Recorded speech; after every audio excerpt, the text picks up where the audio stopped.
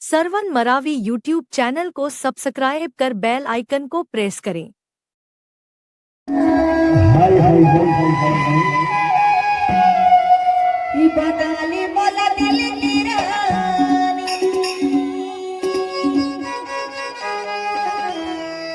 ऐसे तभी तो कही जा रहा क्या कह जा रहे ये चंदारी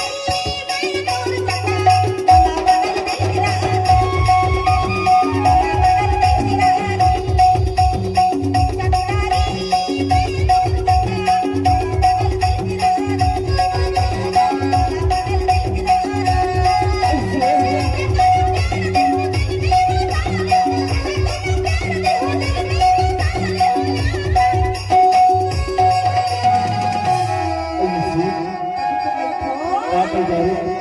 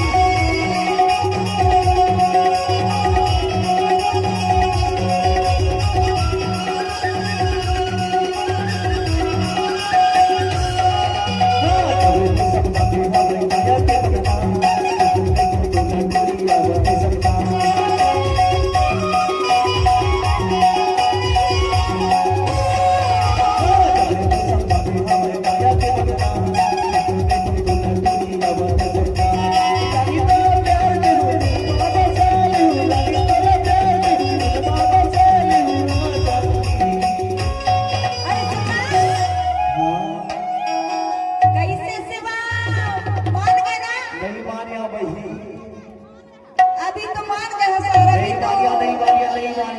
अभी तो मैंने कुछ याद नहीं है सपना में कुछ याद नहीं तब मैं कहाँ जाऊँ भैया सुनना नए नए गाना सुनने के लिए सरवन मरावी यूट्यूब चैनल को सब्सक्राइब करें।